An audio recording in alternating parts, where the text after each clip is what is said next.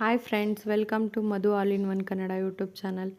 ನಾನಿವತ್ತು ನಿಮಗೆ ಮೂಲಂಗಿ ಸಾಂಬಾರು ಸಿಂಪಲ್ಲಾಗಿ ಹೆಂಗೆ ಮಾಡೋದು ಅನ್ನೋದನ್ನು ತಿಳಿಸ್ಕೊಡೋದಕ್ಕೆ ಬಂದಿದ್ದೀನಿ. ಈ ವಿಡಿಯೋ ನಿಮಗೆ ಇಷ್ಟ ಆದರೆ ಲೈಕ್ ಮಾಡಿ, ಶೇರ್ ಮಾಡಿ, ಕಮೆಂಟ್ ಮಾಡಿ, ಸಬ್ಸ್ಕ್ರೈಬ್ ಆಗಿ.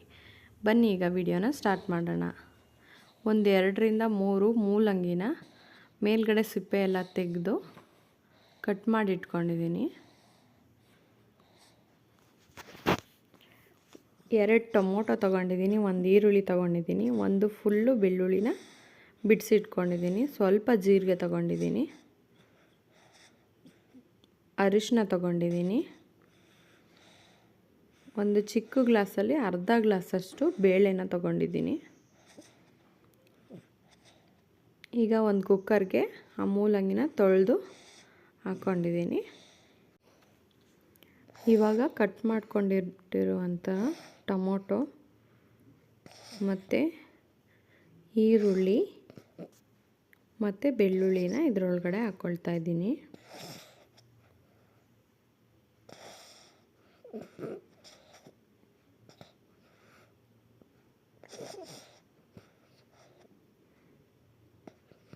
ಬೆಳ್ಳುಳ್ಳಿನ ಪೂರ್ತಿ ಸಿಪ್ಪೆ ತೆಗೆದು ಹಾಕ್ಕೋಬೇಕು. ನೋಡಿ, ಬೇಳೆನ 1-2 ಸಲ ಚೆನ್ನಾಗಿ ತೊಳೆದು ಇದರೊಳಗಡೆ ಹಾಕ್ಕೊಳ್ತಾ ಇದ್ದೀನಿ. ಸ್ವಲ್ಪ ಅರಿಶಿನ ಹಾಕ್ಕೊಳ್ತಾ ಇದ್ದೀನಿ.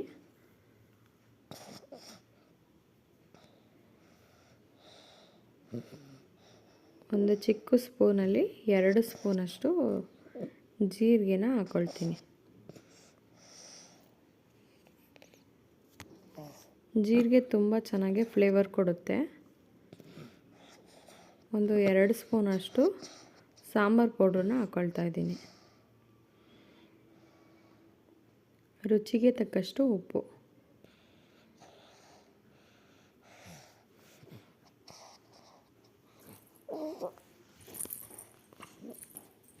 ನೀರು ಹಾಕ್ಕೊಳ್ತಾ ಇದ್ದೀನಿ. 1-2 ಗ್ಲಾಸಷ್ಟು ನೀರು ಹಾಕ್ಕೊಳ್ತೀನಿ.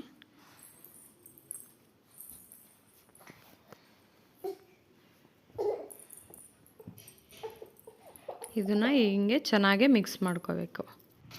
ಇವಾಗ ಕುಕ್ಕರ್ ಮುಚ್ಚಳ ಹಾಕ್ಕೊಂಡು 1-2-3 ವಿಷಲ್ನ ಕೂಗಿಸ್ಕೋಬೇಕು.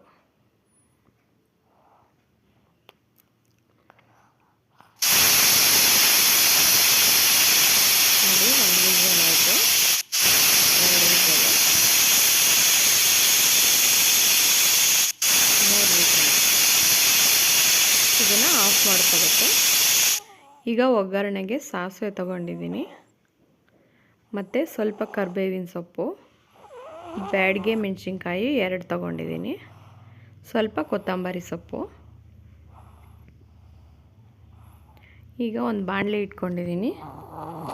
ಬಾಣಲಿಗೆ 1 ಟೇಬಲ್ ಸ್ಪೂನಷ್ಟು ಎಣ್ಣೆನ ಹಾಕ್ಕೊಳ್ತಾ ಇದ್ದೀನಿ. ಇದು ಕಾದ ನಂತರ ಇದಕ್ಕೆ ಸಾಸಿವೆ ಹಾಕ್ಕೊಳ್ತಾ ಇದ್ದೀನಿ.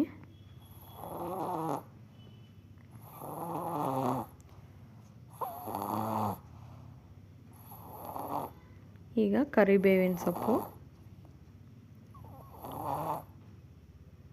ಒಣಮೆಣಸಿನಕಾಯಿ,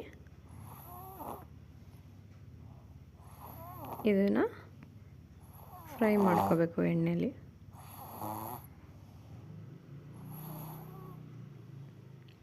ಈಗ ಕೊತ್ತಂಬರಿ ಸೊಪ್ಪನ್ನ ಹಾಕ್ಕೊಂಡು ಸ್ಟವ್ ಆಫ್ ಮಾಡ್ಕೊಳ್ತಾ ಇದ್ದೀನಿ. ನೋಡಿ, ಇದು ಚೆನ್ನಾಗಿ ಬೆಂದಿದೆ ಸಾಂಬಾರು. ಇದರೊಳಗಡೆ ಒಗ್ಗರಣೆ ಮಾಡ್ಕೊಂಡಿರೋ ಅಂಥದ್ದನ್ನು ಇದರೊಳಗಡೆ ಹಾಕ್ಕೊಂಡು ಮಿಕ್ಸ್ ಮಾಡ್ಕೋಬೇಕು. ನೋಡಿ, ಬೇಳೆ ಚೆನ್ನಾಗಿ ಬೆಂದಿದೆ, ಮೂಲಂಗಿನೂ ಸಹ ಚೆನ್ನಾಗೇ ಬೆಂದಿದೆ.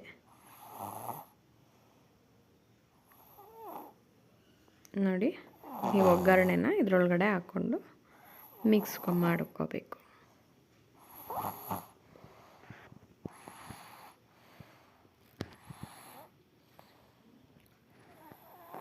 ನೋಡಿ, ಇವಾಗ ಸಿಂಪಲ್ಲಾದ ಮೂಲಂಗಿ ಸಾಂಬಾರು ರೆಡಿ ಆಯಿತು.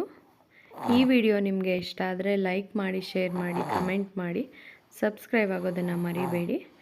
Thanks for watching video.